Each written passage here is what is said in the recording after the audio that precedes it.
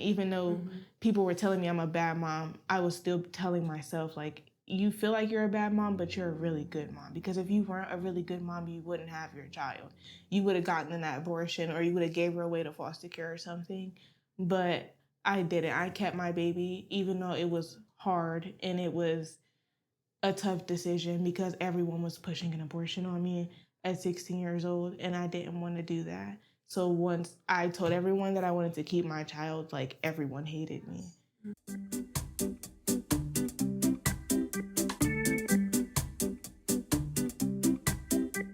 All right. It's not Phil and Mel. It's not Phil and Mel. It's Mel and Hannah. I almost said Phil and Hannah. I don't even know my own name. You get to be first. Yes. I know. I'm so excited that you're here today. Thanks for like pinch hitting at the last minute. Of course. Phil and I have had crazy summer schedules, so we're just fitting the podcast in where it fits. It happens. This is Hannah Weber. She is newly a dual coworker of Phil and I's. So Hannah's been working with Upstream Collaborative for a while now and doing administrative work with us and some donor development and pretty much just at Upstream. Jack of all trades. Yes, at Upstream you just like do whatever comes your way. Yeah. But we just hired her on because we are sadly losing Hannah Baltz as our volunteer onboarder. But Hannah Weber is going to make an even Hannah swap. Just, Hannah for Hannah. Her email address will be the same. We just wanted to make it as easy as possible, actually.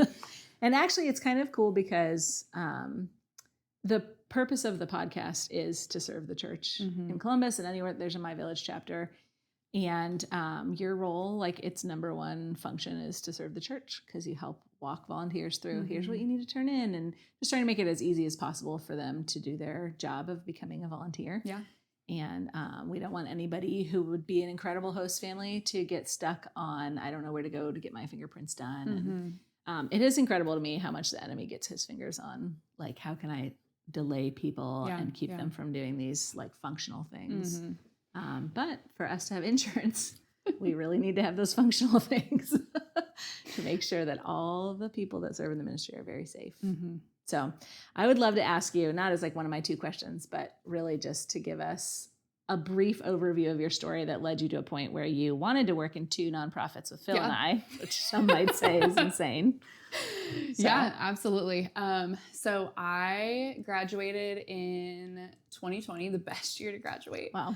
So you had no graduation? I had no graduation. No. From OSU? From OSU. Okay. Yep. With my undergrad in social work, and then went on to do my master's, because if the whole world is shut down, the best time to get a second degree is when there's nothing going on. It's a really good, I wish I had gotten a master's during that time. It was great. Yeah. You didn't miss out on anything because nothing was happening. So graduated in 2021 with my master's in social work, and very quickly in school realized, like, wow, this is a really godless field where it feels like the Lord belongs. Yeah. Like, how do we solve these problems without the Lord? I think was just a question that kept coming up in my mind, and went on to be a therapist for children, which I loved and I still really love and still really care about. But again, it's really hard when they're coming to you and their parents are coming to you with all these issues, and it's just like, oh, if only I could point you in the direction of the Lord. No, it's not necessarily gonna like night and day take all these burdens away from you, but it just makes walking through them feel so much more attainable. And that was just missing in a lot of it. And so I always knew that when my husband and I had children that I would stop and I'd be a stay-at-home mom. That was always our plan, even before we got married. So I always knew I was kind of working to, there was a finish line, I guess. And so when we had our daughter a little over a year ago, it was just a perfect point for me to stop. But very quickly, I realized that I loved being a stay-at-home mom, and I still love being a stay-at-home mom, but I also really love using my brain. And there was just a lot of like, wow, every day is Groundhog Day. Such a good description of parenting. Yes, which is such a joy, and I love being home with her. But very quickly, I thought, I want just a little something to do. And alongside of that too, just thinking, as my daughter is growing up, I want ministry to be a part of her life, whether that is vocationally or volunteer oriented. I just knew that I wanted her growing up in a family and in a home where like serving the body of Christ and serving Jesus is what we do. Like that's, just a huge part of who we are. And so, I've been volunteering with MVM for like 4 or so years. And so when all of a sudden this admin opportunity came up with Upstream, I was like, this feels perfect for me. This feels like work that I can do that doesn't feel too heavy while being a mom, but also brings a little bit of my social work background into serving organizations that are serving families, and was just really excited about, wow, this finally feels like I'm using my degree in the way that I want to, but I'm also using it to further the kingdom, which I wasn't able to do when I was just working in regular old therapy work. Yeah. So, and bonus, your best friend also works for Upstream. That was also huge. Yeah, getting to work with your best friend and raising your kids with your best friend is just so much fun. And then also, I mean, I've known you and Phil for a handful of years now too, going to the same church. And so, and you were actually the one that recommended Claire to us. That is true. I forgot about that. That was a gift for sure. Yes. So that's full circle. We really get you when we get you. How many more opportunities can we just throw at you? You're a ministry lead. How would you feel about being on the referral line, doing admin work for Upstream? And now we've hired you as admin for MVM. Yep. We're big believers in like following the fruit. Like, this is doing really well, Hannah. Let's have her do everything. Yep. And somehow the Lord provides bandwidth to like somehow make it all work. And it's been really cool. Well, we love you and your family and sweet little Amelia. Thanks. We get to see her crawling around the office a lot. Well, walking not crawling. Now. She's a good running walker. Actually now. I'm sure. Yeah. She'll outpace you soon. Yep. Yes, she will. I do love that your story like started with social work, and I'm continually surprised at how much liberal mindset there is in the social work field. It feels like a job, a vocation that would be very ministry minded, very like compelled by the love of Christ, and it's just not. No, and I honestly don't know how people do it without that understanding of the gospel and our need for salvation as like a piece of that. Yeah. I mean, the turnover rate in the field is so high, and you just have to think that there has to be some kind of link of just not being able to pour out yourself forever like that without Christ then filling you back up. Yes. Yeah, I agree. Well, one of my favorite things about you is that you are a loyal podcast listener. I am one of your like 17. I was listening to it. Hey, we're allowed to make that joke. Nobody else is. I was actually listening to it on my drive-in today. So amazing. Yep. So here's my question. What is your favorite either story or question that Phil and I have done? Because I feel like you're in it maybe 90% for the humor, 10% for the serious part. For sure. Which my kids are like, turn it off after the joking is over at the start. They're like, we don't care about the poverty mindsets. The meat of it is so good. And I feel like I genuinely am learning a lot from it. But I also, it's just like sitting on the couch with you and Phil in my car, which is also just so much fun. Okay. I feel like there have been multiple times where I've laughed out loud on the podcast or like answered a question or been like yelling at you the answer that you guys are trying to find. But I think the funniest bit of the podcast that I still think about was that conversation that you had about the sweet potatoes. And it just like was like Phil's question for you or something like that. And then he just completely diverted it to being a question between you and like, Ben, and you're just sitting there. Like, he was like, I'm not, it was a question about like my favorite kind of potato. Yeah. Like what was your favorite form of potato? Yes. Yeah. And my answer was unsatisfactory to him. Yeah. And then him and Ben just riffed for a long time. And it just, that was really funny. There have been multiple instances that were really funny, but that one just was so off the rails. Yeah. Excellent. Okay. Well, Hannah and I are just doing the intro for, today is actually our last section of our, whole session we've been doing on poverty. And so we've had different guests come in and speak. We've talked about poverty mindsets. We've interviewed people from the church. And today people get to listen to an interview with one of the moms that we serve. And I have not gotten to hear it yet, but I heard it is so good. I'm excited. And maybe it will make people cry, but we're just really proud of this young woman who is crushing it and taking major steps forward.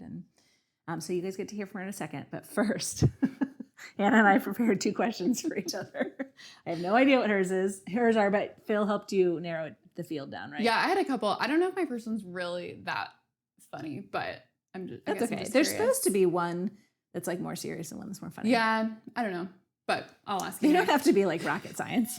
We'll make something. I will never be able to fill Phil's shoes when it comes to Phil does have a particular gift for ridiculous questions. Yeah. Did you listen when he asked me what I would make into a schmear? Yeah, I did. Turn the food into a schmear. It's like unreal.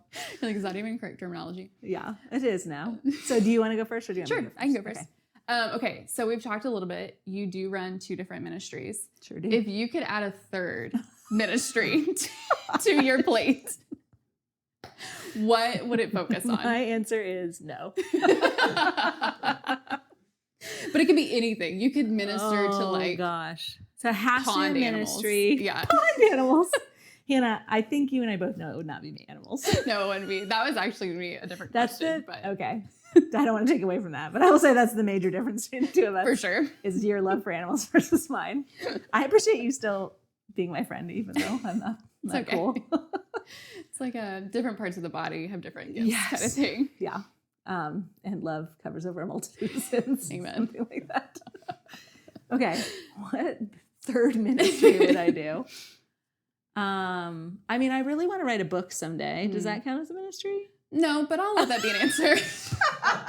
Are you ministering to like young and upcoming authors? What is no? No. Just through my book, hoping to minister to the world. I do feel like some authors have ministries, so I think I could accept that as an answer. I mean, I used to be the children's director at Awaken, and I do love, we were talking about this before, I love the local church. Yeah. And so it probably would be something that like more fully engaged me with my own church versus like overseeing what the ministry is doing in many churches. So maybe it would be like being a ministry lead at Awaken or something like that. Yeah. I'll be on your team. Okay. We can always take more people. Yeah. I don't think I would do children's director again, but I could see doing like women's ministry or discipleship of young parents or something like that. That would feel like it was pulling from something I've already walked through and not like I have to learn a whole bunch of new stuff. Yeah. So I think that's my answer. Is that a good answer? It is a good answer, but I won't make you take on a third ministry in this season. Please don't tell Jeff you even asked that question. I'll be like, babe, what Jeff, do you think just about... skip the intro. Okay. My first question for you is, when you get to heaven someday, what character from the Bible do you first want to find and ask a question of, or like talk to them about their story? Yeah, that's really easy. Esther's my favorite, and I think I would just love to just hear. I mean, obviously we know it happened pretty much from her perspective in the Bible, but I think that it would just be really cool to hear like some of her inner thoughts when she's battling, like, do I approach the king with this or do I not? And I think I would really enjoy like a cup of coffee with her. Yeah. And just getting to hear her story. I bet she likes coffee. I bet she does. I bet she likes like a lavender oat milk latte. I was thinking it would be something kind of frilly, special and frilly. Yeah. She was a queen. She was a queen. And the story of Esther is like, it's just so great and layered. It's like every time you read it, you're uncovering something new. Yeah. That the Lord wants to teach you from one of the characters, whether it's Esther or not. That's a great answer. Thank you. Yeah. All right. Okay. My second question. Yes. So my second question for you is, you've been doing this poverty series, which has been really incredible. And you and Phil have talked, and all the guests who have come on, you've talked a lot about community being such a large part of just like walking you through being in poverty and how that is so helpful, more than just the financial aspect of it. So being as vague or as specific as you want, was there a season in your life that was difficult that you remember your community was really what rallied around you and like got you through that season? I mean, we have a lot of seasons where our community has been like the thing that got us through. In fact, one time, I don't remember exactly what had happened actually, which is funny because it's the story I'm about to tell, but somebody was dropping off a meal at our house for some reason. And my kids came in and they saw like another person's casserole dish on our counter. And they're like, oh, what's wrong with our life now? And they're just like so used to like a litany of hardships and people bring us casseroles. meals. Yeah. Which is the other thing I'll say incredible. about people feeding our family is we have 5 kids. And I think that feeding 7 people, just like people, they've like lost understanding of how much they should cook. And so they'll bring us like 2 deep 9x13s of lasagna or egg bake or something. And I'm like, you're eating it for like 30 days. The first meal, we eat like a quarter of one pan. It's especially when the kids were young. People would just be like, 7 people. We got to bring them like food for an army. It's like we like 5 people in a family, normal. And Yeah. then you're 7, it's all of a sudden like now we're cooking for 25 people. Yeah. And I'm like, actually 2 bag salads, a thing of rolls, and a rotisserie chicken would feed us. I'll remember that the next time. Yeah. You have something going on. Now they're all in athletics, so they probably will eat 2 9x13s of lasagna. But it was always like, I mean, it was awesome. It did give us leftovers, but sometimes we like actually couldn't eat the amount of food before it went bad. That's amazing. So much. Anyways, so during the season when we first adopted Cameron, we really felt like we wanted to insulate a little bit. One of the big things we wanted to focus on was attachment with him during the first weeks in our home. And so where we typically love to have people stopping by and visiting, and we knew we eventually wanted him to know our community really well, our small group did such a good job knowing that we needed to have some privacy and really focus on our relationships inside the home, that they set up a meal train that was, first of all, just like drop on the porch and not even come in the house, which is really nice because I feel like when you give someone something, you kind of want to see them. Yeah. But they also each brought a board game with or a board game or a card game with the meal that they brought, which our family loves board games and card games. And they also, and I don't even know if they knew this, maybe someone in the group did, but family games are like an awesome way to build connection, to practice things like receiving a yes or a no, to learn to exist within a structure or set of rules, and have like quote unquote safe eye contact and stuff too. Like it's not intimidating for you to look right at me and work something out with me because we're doing it in the context of this game. And so there's these like great connecting things that can happen when you play games. And so our family did that for us. And then people were just praying for connection to happen. They were praying for our family. You know, some people gave us money to get things like a new bike for him or something. Some of the things that our other 4 kids had, but he would be like, if we had to like buy for him to match all of those things, then it could have been hard financially. And then we had like this desire to go on vacation with him fairly quickly to like build some of these special memories. Because if you think about a kid entering your home at the age of 7 and they're not in any of the family pictures, nor are any of their family pictures there. And so we were like, well, what can we do this year to take like all the pictures that we can so that he has a bank of pictures too. And people like pitched in for us to go on vacation. Different family members met us on vacations that they hadn't been planning on going on so that he could be in all these big group pictures too. And I think we went on like 4 trips that year. They weren't all like huge. One of them was Disney World. So that was huge.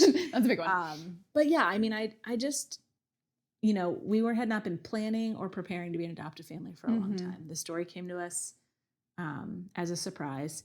And adoption impacts your whole extended family and your community a lot. And all of them none of them got to make that decision. They weighed in and gave us advice and prayed for wisdom, but we were the ones who made the decision, and they just all jumped into it with us. That's and it so cool. was a really sweet season of feeling like, well, we can do this because we're not doing it alone. And we had such confidence that we weren't doing it alone that it made the decision easier. Yeah. Yeah. Oh, we Good love question. Cam. Okay, mine is going to sound kind of simple, but it really ties to the interview that is about to come up after this. What I want to know is, if you have 2 different answers, that's fine, or if it was always the same. But when you were a kid, what did you want to be when you grew up? What did you dream for yourself? Okay. And then when you were a teenager and like closer to actually making those decisions, what did you want to be when you grew up? Okay. Yeah, there's 2 different answers. The first one probably won't shock you. I was so dead set that I was going to be a veterinarian. So dead set. I just loved animals. And I still love animals. So I thought I was going to be a veterinarian. And I went and I worked for a vet's office when I was in high school and very quickly realized that I was too social to work with animals. I was like, my gosh, they don't talk back. And everybody so interesting. in the office, it wasn't that they were like antisocial, but you could just tell. I'm like, oh, these people work with animals because they're just not super social. Yeah. And it was just kind of it just felt lonely. And maybe that was just that specific office, but it just kind of made me start thinking, I don't know if this is what I want to do forever. Also, I'm not a math and science brain person, and it felt like you would looking at a curriculum that was going to be a lot of my school. Yeah. So after that, I pivoted, and I actually wanted to be a youth pastor or do something in ministry, which is really fun to look at, like how that happened full circle. Yeah. Definitely in ministry now. Definitely in ministry now. We gotcha. Yep. Yeah, I thought I would be like a Christian counselor or like just be on staff with a church somewhere is what I thought I wanted to do. I was involved with Young Life, and I was leading middle schoolers and through my church, and I just really loved working with people. Obviously that didn't happen with the animals, so I just really loved working with people and discipling younger girls. And so that's where I always thought that I would see myself. Yeah. And then I had a teacher in high school who said, when she asked me, I was a senior, I think, and she asked me what I was going to do, and I told her I thought I wanted to be a counselor, and she was one who actually said you should do social work because you can do your master's program in a year instead of the 2 years that the counseling program involves. And all I heard was less school. And I was like, sign me up. So that's what I did. Yeah. That's and awesome. Yeah. Then ended up in ministry anyway, which is super cool. I love that you like how intentional you were with getting advice, first of all, to like into the path that you took, but also trying out that veterinarian thing. Yeah. Like a lot of people don't do things like that. So they should get in their mind this idea of what they want to do. And then you go actually be in that office, and it's totally different. It's not just different. Like, I love animals is enough to carry you through that career. Yeah. That's why I tell my daughter, I'm like, just own animals. Yeah. It's honestly so much more fun She's to own animals. Super social. And your girls. If you're a vet, you have to like give shot, like you have to hurt animals. Yeah. Oh yeah. You're not animals' favorite people. They no, really honestly, don't like their vets usually. They actually don't. My dog doesn't, but she loves the texts because the texts come in beforehand. With the treat and they pet them and they make them comfortable. So honestly, looking back, I wish I just would have. Well, I don't wish I would have gone to be a vet tech because I love what I do now. But I think that is what it would have been better. Would have been a better decision. Yeah, and you've talked to all the owners. And stuff, so it's a little more social. So much more engaged. Yes. Yeah. Okay. I love that answer. Yeah. So in the interview today, we're going to talk a little bit to a young mom about what her dreams are for herself, especially awesome. Coming from her background. So yeah. It's fun to hear what yours were and how you took that path. And I'm still dreaming. So yeah. Well, no, now Phil and I make decisions. That's right. That is true. We have a plan for your life. I don't have to dream anymore. Just kidding. Just tell me what to do. Yeah. No, it's an honor to come alongside people who are like excited about what the Lord will do next. Yeah. So. It is really cool. Well, thanks for pinch hitting for Phil. Always. You were more than sufficient. Thank you. I give you an A. Thank you. Yes. I don't know if Phil would give you an A. He's a very harsh critic. Maybe we'll have to flip it someday and be doing it with Phil. Do it with Phil. I will help you come up with some questions for him. That needs there needs to be community involvement to get good questions for Phil. Yes. My goal would just be to make him laugh. Yeah. It's a really good goal. Okay, we will be right back with Ali and Auner. It's going to be great.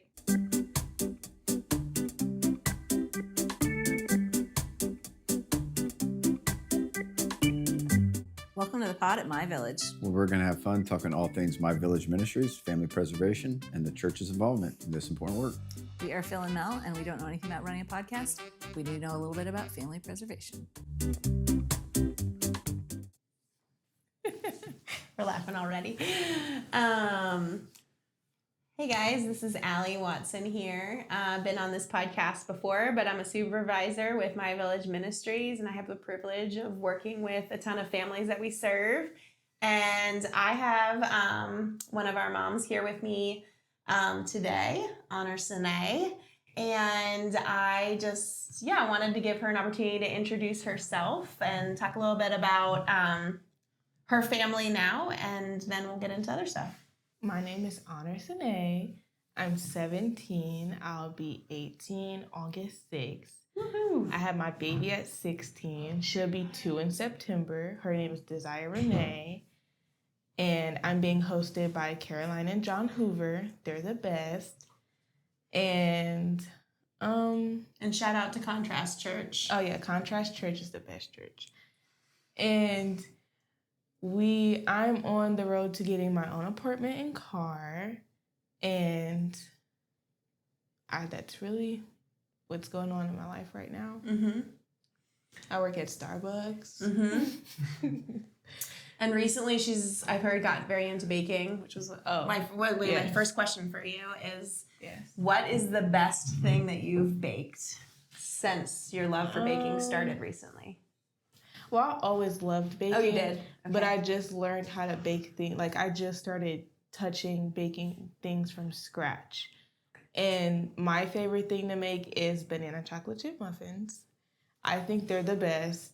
Or banana bread also. I think they're the best. The next thing I want to step into is making pies. And Caroline Hoover is going to help me on that because I really don't know how to make like pie crust and stuff. Does she make her own crust? Yeah, she does. She makes it from scratch. Yep. So we're going to have fun doing that after I get back from Young Life's camp. And so far I've made like cupcakes, cakes, muffins, and banana bread. Like, I've made vanilla, chocolate. I've made an apple cinnamon cake before. Yum. And yeah, I think that's all I have touched. So if you want to order some baking, anyone listening, you know your girl. Maybe she'll start taking some baking orders as a side business. Maybe. Maybe those pies can be sold eventually when you perfect them. Maybe. I'm just now, like, we were all sitting down and it was like, oh, I don't know, like, because I was asking them what are they gonna do when I'm gone? Like, what are they gonna eat? Like, sweet-wise, what are they gonna eat when I'm gone?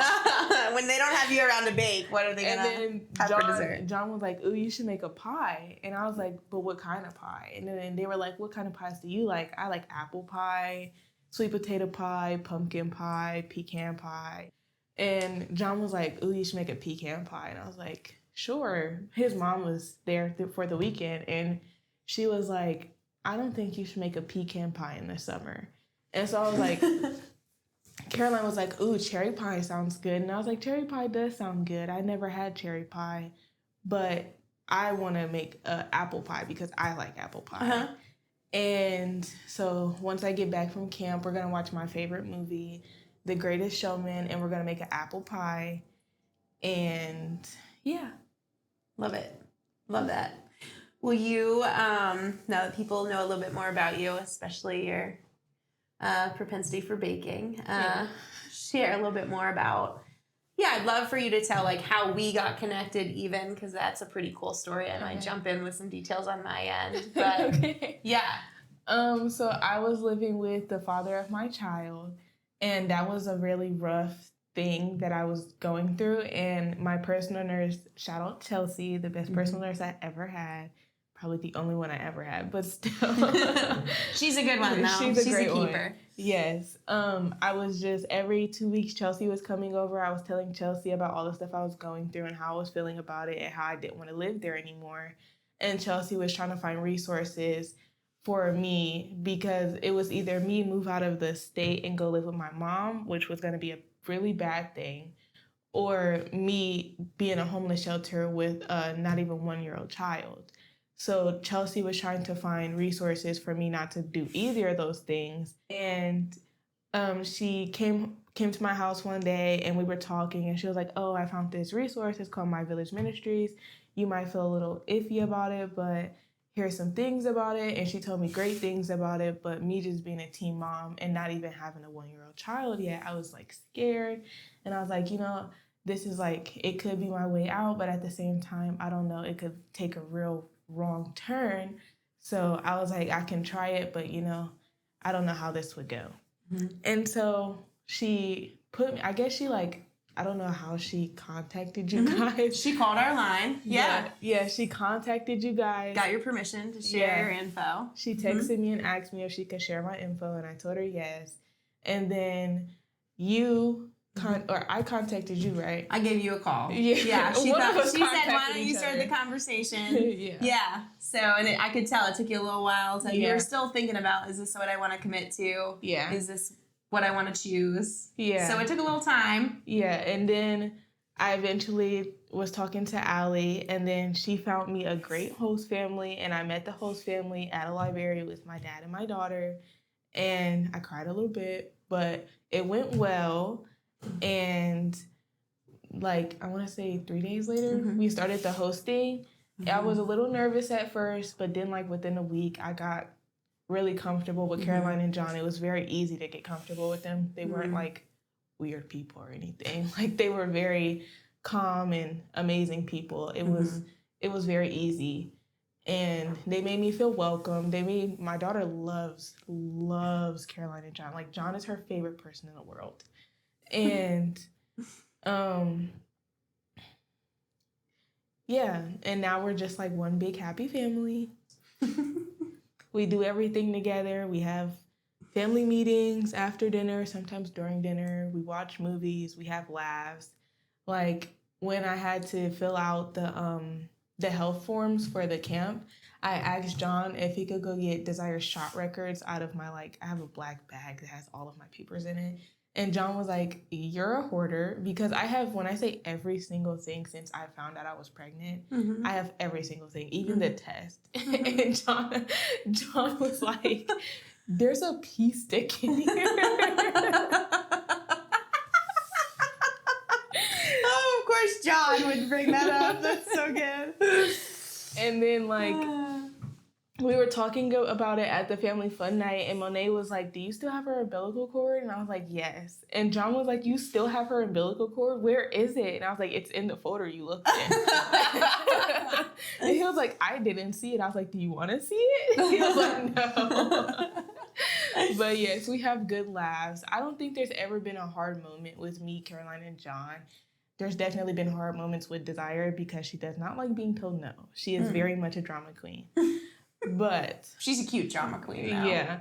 But I love it at Caroline and John's, and we always tell each other that we love each other. And I think things are going pretty great with Caroline and John. Yeah, I think so too. And I got to go to Caroline's family farm. That was like the best experience. Like, I want to be a farm girl now. That was the best experience I ever had. Like, I loved it at her family farm. What'd you like about it so much?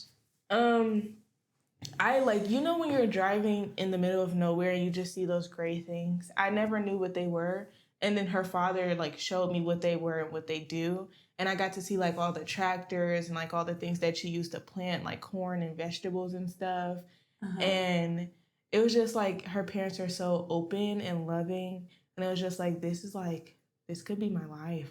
In the middle of nowhere planting corn. This could be my life. You're like, I'm seeing seeing a whole different lifestyle here. And I went kayaking. I just don't really, I'm terrified of bugs, but her dad made it work. And I loved it. We went kayaking. We did a bonfire, had s'mores. It was the best experience I ever had on a farm. Yeah. And it's I very it. simple stuff. Yeah. And you're telling me it was awesome. Yeah. That's such a good reminder that oftentimes it's just we think we have to plan these big things, especially if you think about, I think sometimes people can get intimidated with teenagers. I have to make it super fun and high energy and all this stuff. And you're talking about very simple stuff. Yeah. But it sounds like it was the combination of simple stuff and the people there. Mm-hmm. The way it made you felt. Yeah, it was the people there is what really made it a good time.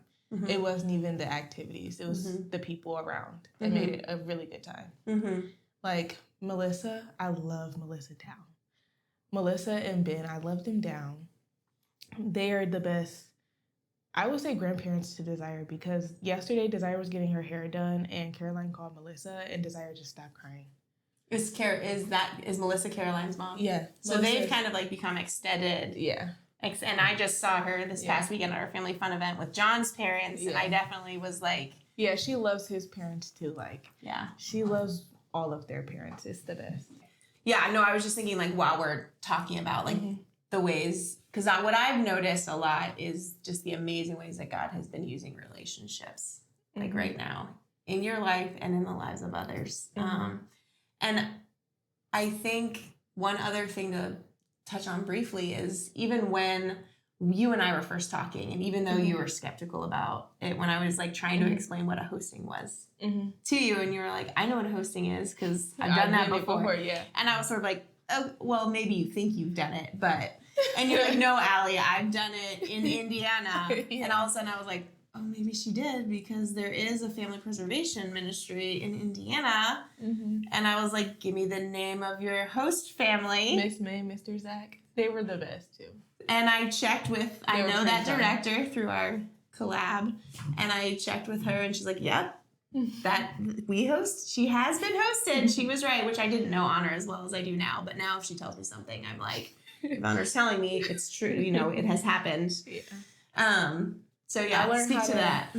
I learned how to fish, kayak, and how to do archery while living with Miss May and Mr. Zach. Because they used to take me and Sienna to this ranch. I don't remember the name or where it was at because I was like maybe 10 when I was with them. How long were you hosted by? So they are a host I'm family pretty sure from New Mercies, just to let others know, from Yeah. New Mercies in Indiana. Mm-hmm. I'm pretty sure I was hosted by them like 2 times. The first time I know was pretty long because we did Christmas together and Easter. So I know it was pretty long, but I don't remember how long. All I know is I had fun. And I broke a bone. Oh, no. Just one. I broke my ankle, and I was in a boot for a long time. What'd you do?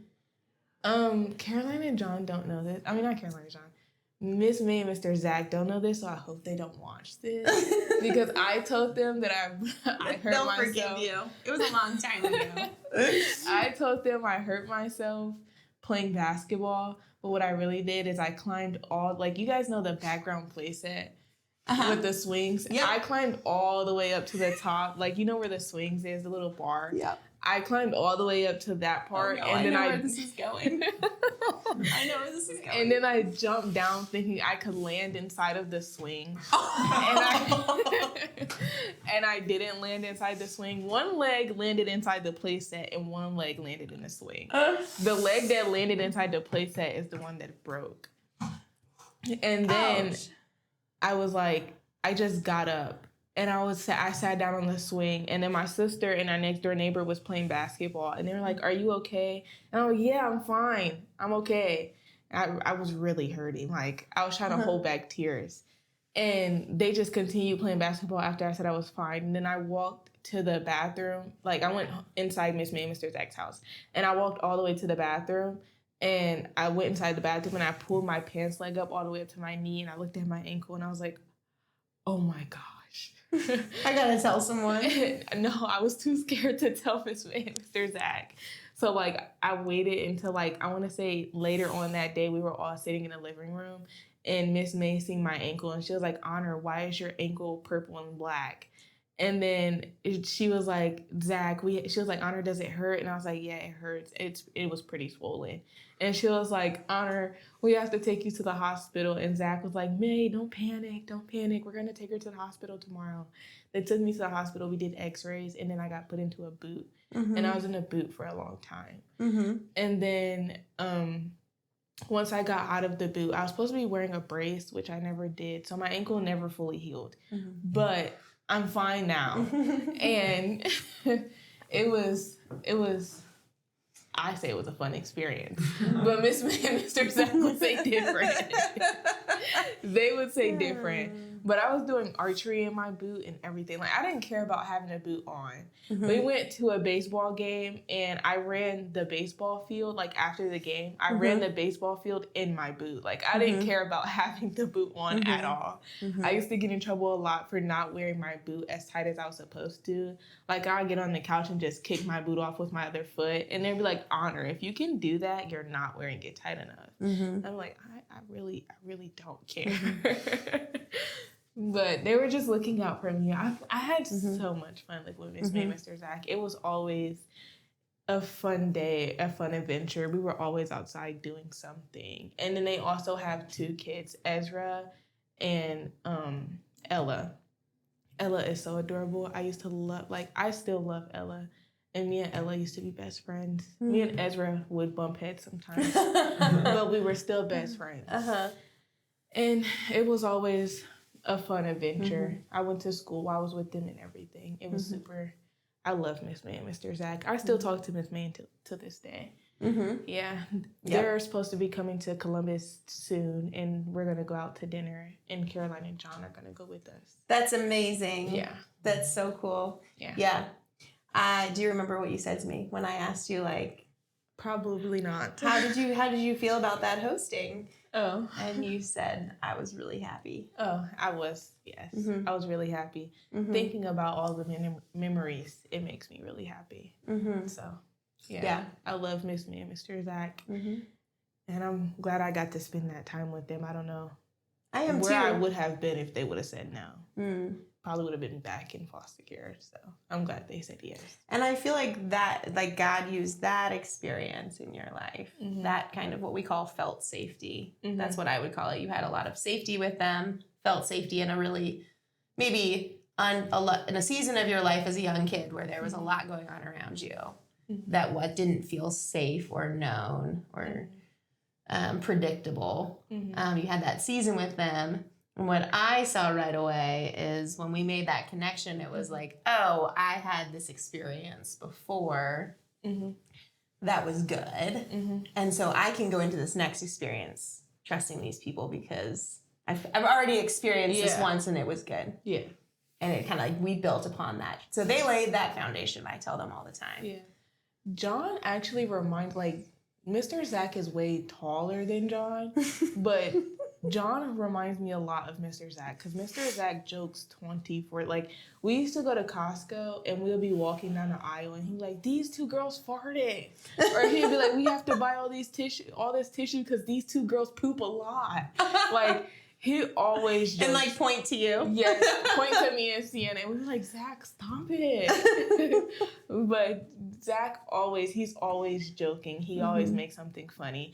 Same with John. Like, John is so funny. He's always making jokes. The other day I went to the hair store because my hair appointment's today. And he was like, I've never been to a hair store. Mind you, we went to a hair store that was like pretty ghetto. It was pretty ghetto. And John was like, I've never been to a hair store. And I was It's like, a good experience. well, here it is. Do you want to walk down every aisle? Yeah. He was like, no. And how do you describe it for those who might be listening to us talk right now? I know how I'd describe a hair store. How would you describe a hair store? Like, what is a hair store? How do you put it into words? Yeah, I don't. There's so much. It's a big store. If you can imagine a hair world, that's what a hair store is. Yeah. Basically. But they have like every single thing you can think of for taking care of hair. Sometimes not even like hair products. Like they have other things in there that are not tons of other stuff for your hair. Not for your hair. Yeah. Too. So it's just like as much stuff as you could cram in one store.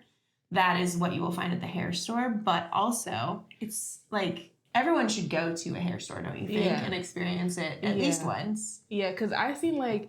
When I was walking to the checkout aisle, there was a row of Starbucks cups. And I was like, we're in a hair store. Like, why is there Starbucks cups here? Yeah. But, yeah, there's everything. Like, everything you can think of. They even sell headphones, and it's a hair store. So, like, everything you can think of in one store, plus, like, all of the hair products you can think of in one store. Yeah, it can be a little overwhelming. So you want to go with someone who's a pro. That's what I say. Yeah, when I walk into a hair store, I go to hair stores that like I know where stuff is, so I can just walk in, grab what I need, and leave.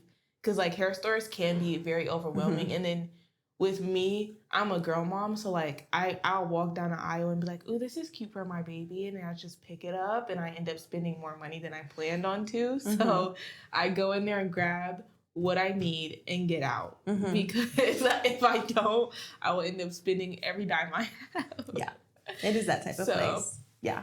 Yeah. What do you think has been, in this hosting in particular, like kind of the most unexpected thing for you in a good way? Like, oh, I didn't expect this to happen or to feel this way so far. The thing that I didn't expect is, like, the love they have for my daughter. Like, I thought they were just going to be like, oh, we're hosting this 17-year-old girl and her child. It's her child. She deals with everything. But no, they don't just let me deal with everything by myself. Even the little tantrums and meltdowns that she's having, they help me with, when I say everything, I mean everything. Even some nights, Caroline does bath instead of me doing bath. They change poopy diapers and all. So it's just like, I didn't expect that. I expected to them just like more so help me and let me worry about my child. Not like in me saying like, oh, they don't let me be a parent. Because they let me parent how I want to parent. But they That's also, good. It's important. Like, they parent my daughter how I parent my daughter. And if they think there's a different or better alternative, they would ask me and bring that option to my attention and see if I would like that option. Mm-hmm. And most of the time, Caroline does have good ideas or better ways of doing things than I would do them. So I didn't come into the hosting thinking that that was going to be what it was. Yeah. Well, and what I perceive every time I'm around you is you're learning things from one another. Mm-hmm. Like, you're picking up on them. Mm-hmm. You know, like you just said, like maybe they've thrown some ideas out there for new ways to do things. And that might be something that like you've never Mm-hmm. experienced before, even yourself. Mm-hmm. Like, oh, that is a great idea. Mm-hmm. And you're like, and then they're learning stuff from you. Mm-hmm. And I don't know if you hear as much of that, but I do, or I perceive it and I pick up on it. And it's like, you're teaching a whole bunch of people around you, like what, and like, look, being an awesome single mom looks like, and a young, awesome single mom. Yeah. A lot of people tell me that my daughter is really smart, even though I don't really I feel like she's just smart because I'm smart, because I didn't really teach her, I taught her a lot, but I feel like I didn't teach her a lot for the things that she knows. Like, she knows how to count in all of her ABCs, and she knows how to say a lot of words. Like, she has a very big vocabulary, but I think she just more so, she picks up on things easily. I think that's what it is. Like, I don't really throw things at her. Like, I just teach her, basically. Like, if she's doing something wrong, I'd like, no, this is not the right way. We do it this way. And like, I don't know. I don't really know how she got so smart, if I'm being honest. She is very smart. Like, you are very intentional with her. Like, when she was born, she had like a wall of posters, like from coming out of the womb. She had learning posters on the wall. So I really think that's what it was. And she watched Miss Rachel a lot. So I think those two things together, plus me being like very wanting her to be very good and very smart, is what made her the way she is. Because I don't care if she doesn't know of her ABCs by one, but at least I'm teaching you your ABCs. And at least like you're picking up on it fast. That's what I like. I don't know where she got it from, but I like it. Because you have a desire to parent her well. Yeah. What do you think is the biggest, you and I have talked about this some. What do you think is the biggest misperception of young single moms from others? Everyone thinks that a young mom doesn't know what she's like. Don't get me wrong. There is some moms out there that have kids young and don't know what they're doing and just like don't take care of their kids. But that is not all young moms. Like, I was talking to Chelsea yesterday, and she told me that she was like on TikTok, and someone commented underneath a young mom's post and said, don't support her. She had a baby at a young age. I always say don't support like teens getting pregnant at a young age, but support the mother. Because some moms don't know what they're doing, but if you teach them what to do, then they'll be a better mother. And it's just like a lot of people, every time they see a teenage girl with a baby, they're like, oh, she's fast, or oh, she was just out here doing this and that and this and that. Sometimes that's not what happened. You can't always just judge a book by its cover, because you don't know what happened to that girl. Sometimes the baby could have been conceived without permission, or the baby just could have been an accident. Like, I didn't mean to get pregnant, but I did. And everyone was throwing abortion out there. Why would I get rid of a baby that didn't ask to be here? And I had my daughter, and everything's going great. Like, the world doesn't end when you get pregnant. And if you don't know what you're doing, ask for help. There's a lot of people that will help you. And if your family doesn't want to help, then there's other people out there that is not your family that will help. So that's good. What do you think is the most, on the opposite side of that, like the most helpful thing to hear from someone as a young mom? Like, even something that you're just like coming across in your day to day. Like, what are some things that build you up as a single mom? The thing that I love the most that I hear is, oh, your daughter's so smart. And it's just like, thank you. I try. I really do try. Thank you so much for telling me my daughter is smart. Or like, they'd be like, oh, your daughter is so cute. Her hair looks so cute. Like, I hate doing my daughter's hair, but I keep it done. So it's just like, I love when people give me compliments about my child, or they'd be like, oh, you're such a young mom, you're doing great, and this, that, and the third. Like, Monet, she texted me and she told me like, oh, I'm so proud of you for all the stuff you're going through. Like, you're such a strong mom. And I was like, thank you so much. That means a lot to me. And you know? Like when people tell me like, oh, you're doing great as a mom, that really means a lot to me, because when I got pregnant, a lot of people told me like I wasn't gonna be able to keep her alive and stuff like that, and I didn't know what I was doing and things like that. Like I took care of my younger siblings, so I knew as far as like changing diapers, going to daycare, feeding them, making sure they went to sleep. Like I knew that much, but I didn't know like the day-to-day. Oh, let's play outside, or oh, let's read a book, or let's learn something, let's color, like how to keep a child occupied. I didn't know the day-to-day things, and I learned that all by myself, because when my daughter was born, I didn't like, there was people around, yes, but I didn't have help. It was always just me and my daughter. And I didn't have like the resources to take her anywhere, or like we weren't in a very good neighborhood, so we couldn't just go outside and play. It was always just us in a room. So it was either coloring, learning, watching TV, or playing with toys. Or we would just like do things around the house. But it wasn't a really good environment for us to go outside and play. So I got told a lot that I wasn't doing things right, and that my daughter wasn't going to make it to a certain age, and I wasn't a good mom, and I wasn't doing things that a good mom would do. But so you got a lot of negative feedback. Yeah. All the time. All the time. So I always While you're fighting as hard as you can with your daughter to be a good mom. So I always just try to like persevere through the I don't really let negative things get to me. Like I just let people talk, and I go about my day. So I just like really worry about my child and what my child thinks and how my child sees me. I don't care about what anyone else has to say. So it's just like, in my mind, I just think, oh, when my daughter is 6 years old, she's going to appreciate this. When my daughter's 10, she's going to appreciate this. When my daughter's older, she's going to understand why I did this and this and this and this. So I don't really think about what other people have to say. I just keep going. And with being a young mom, like some moms, I had my baby at 16, so I wasn't able to get a job. So I had to depend on her father. Even when depending on her father, I still tried to be the best mom I could be. And I always tried to reach out for like resources and stuff like that. Yeah. And I was doing the best with what I had, while always getting negative feedback. Yeah. And so at the time I was thinking like, oh, I'm not a good mom. So like, I don't know what I'm doing. I'm not a good mom. And my daughter was showing me different. Like she loves me. Even though she doesn't know what love is, I know that she knows that I love her, and I know that she loves me.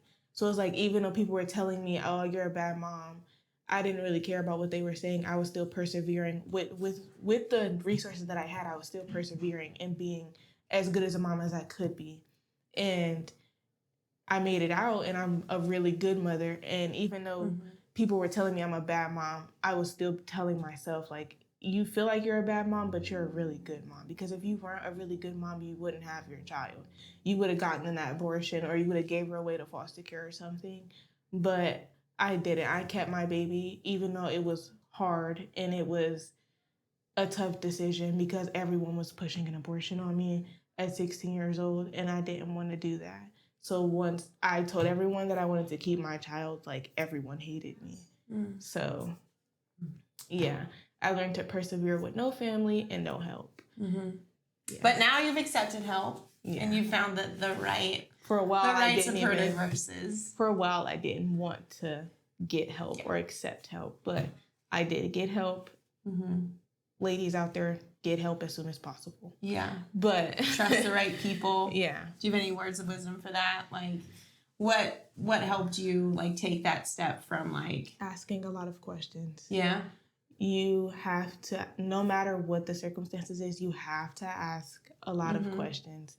Even if you feel like you're being overbearing or like very annoying, it doesn't matter when it comes to your child's life and your child's childhood, because I'm trying to break like generational curses. I don't want my childhood to live. I don't want my child to live the childhood I had. Yeah. I had a somewhat of a good childhood, but there was a lot of bumps and nooks and crannies, and I remember a lot of bad stuff more than I remember a lot of good stuff. Mm-hmm. And I want her good memories to override the bad memories, which I really hope she doesn't have any. Mm-hmm. But like, I hope the good ones override the bad ones. Yeah.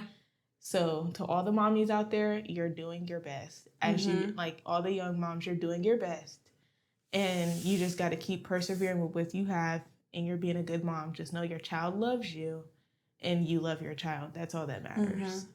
And I think that's such a good reminder, even for those like listening who might interact with like young moms for the first time and feel like, well, they're asking too many questions. Are they like, why are they questioning? Like, do they not trust me?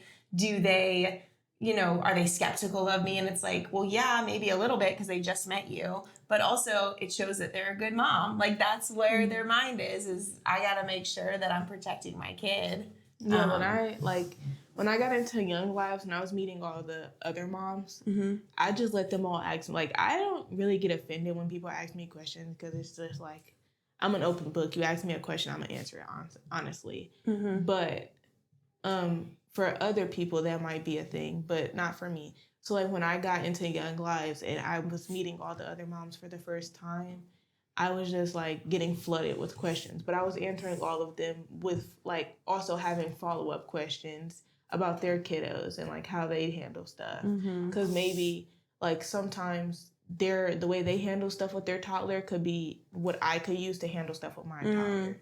Yeah. Because I'm a very good mom, but I still take criticism, feedback. Yeah, not criticism, but feedback. Yeah, feedback. You're very humble and open to suggestions about how there could be a different way to do stuff. I think that's that's a huge strength of yours, Auner. So like even looking at moving on to think about the next, 3 months of life, I'd love for people to hear like, well, number one, maybe let's make a list of like some of the things that you've gotten done during this hosting because she's been crushing it. And I just want to celebrate that, but also, I think it's really insightful for people to hear like, man, you've got a lot done. So since the beginning of hosting, I'm making a list with you, re-enrolled in school and are completing a summer school class in English. Already made plans for after high school. She's got a lot of good visions and dreams and realistic ones too. Yeah. She has a job. She has pretty much since the beginning. Yeah. Pretty much since the beginning held a steady job. Yeah. Opened her own bank account. Yep. Saved up money. Yeah. That she's saving towards her own place. Saved up the most money I have ever seen of my own money. Yeah. Yeah. She sent us a text one day. She's like, guys, I've never seen this money before, and it's sitting in my bank account. And we were like, keep going. It's so good. Yeah. We got big plans for... Yeah. So I quit high school so I could take care of my child. But then when I got hosted, I was like, okay, I have help so I could go back to school. And I got re-enrolled. And I have 2 summer classes. And then I'm going to finish this fall. And then after high school, once I graduate, my plans are to go to become an EMT, which I have to do a little bit of school for that, but it won't take long. And that's going to be, I'm hoping and praying that's my big girl job because that's what I'm really looking forward to is becoming an EMT. And I have saved up a lot of money to get my own apartment, and I'm going to start saving up to get a car because I can't have an apartment without a car. So I have to get my permit and my license, which me and John are really working on that. We actually, while we were on Caroline's family farm, John taught me how to drive in a church parking lot. Yes. And he said I did very good. I believe that. So I even went up to like 30 miles per hour. I was pretty scared. But that I do know the first time, like one of the first times I had to do in a car, I was like, so are we adding getting a license to your list? And you were like, I don't know. That terrifies me.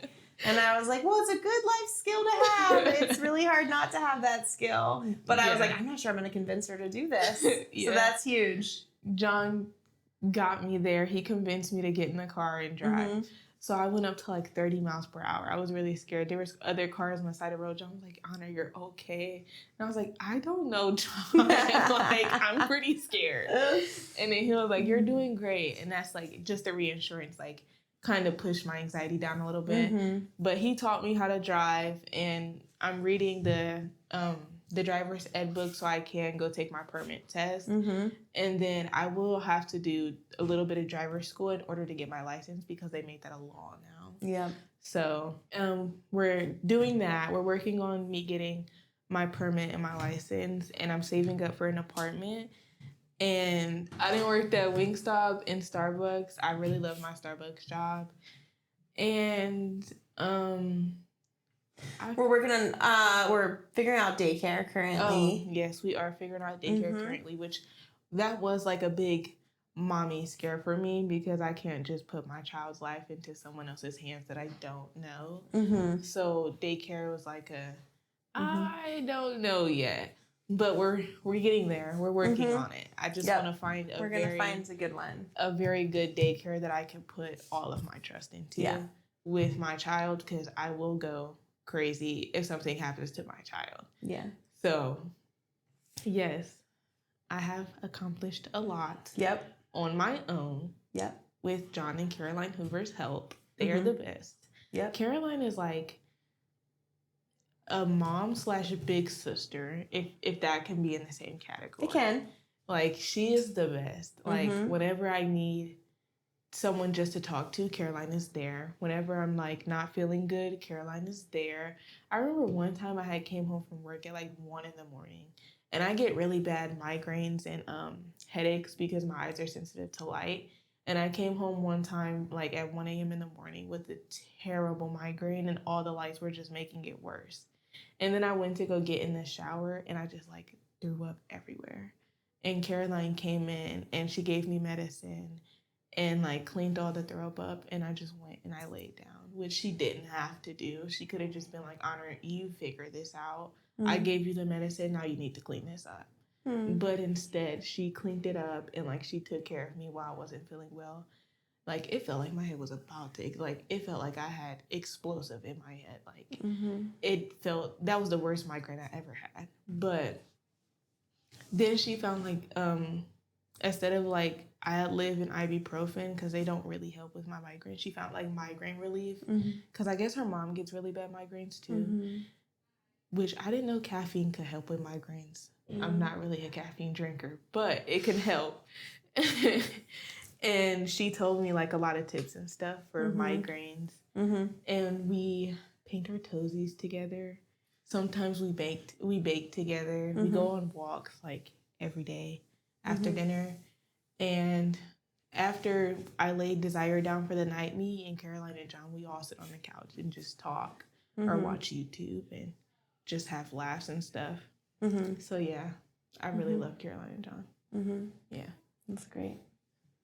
Yeah, and the church has been awesome, stepping in and helping with like babysitting for work in the meantime. That's been encouraging and also to see. Like things that I need so I won't have to spend my money, which I really, really appreciate. Yeah. I appreciate the childcare and like stepping in and people doing stuff that they don't have to do. Yeah. We kind of like come up with a running list of things that would be a blessing. Like most recently we were checking through like until you get your license. Like we know you have a bike, but we were like, okay, we gotta like search the church, see who has a bike trailer. So she could like take Desire to the park and stuff like that. Like have a little bit more freedom to get places if she wants to. Yeah. So just anything else that I didn't touch on that you wanted to touch on today? Before I have one more question just about where you're headed, but Not really. Anything else you'd want to say to either someone who's looking to bolster their knowledge of ways to be helpful when they're hosting or meeting a mom, or maybe we'll get some moms listening who are thinking about using MVM. But I think you've spoke to both of those, so it's fine if not. To like the people meeting teen moms or new moms in general, or like hosting a mom, the thing I would say is the way to touch a mom's heart is to help with the child, mostly. Because that's how Caroline and John really got to touch my heart, is helping me with my child, and my child really loves them. So like that makes me love them even more. So, and then to any moms out there that want to go through MVM, I say it's your best choice in Columbus, Ohio, because there's not really any other kind of help for young moms or teen moms around my age, unless you're 18 or older and you're really homeless out on the streets. There's like really no other kind of help like this help that you can get in Columbus, Ohio. So I would say go with MVM. That's good. That's good. Thanks. You're welcome. Okay, 10 years from now, tell me your vision for Honor and Desire. I may heard EMT, place of your own, driving your own car. Yeah, 10 years. Lay it out from for now. me. Where are you living? Are you living on a farm? I hope so. I hope so. But if I'm not living on a farm, somewhere in a 2-bedroom apartment, my daughter's going to school with the cutest backpack and the cutest little outfit, cutest hairstyle. I'm dropping her off at school. Then I'm wearing my EMT work outfit, going to work, picking her up from school, packing her lunch in the morning, just having the best life that I could. Yeah. Just living life with my daughter. That looks like a really good future. Like, I hope that it really looks like You a can good do future. it. That does sound, it sounds awesome, and I know you can do it. That's good. I would love that.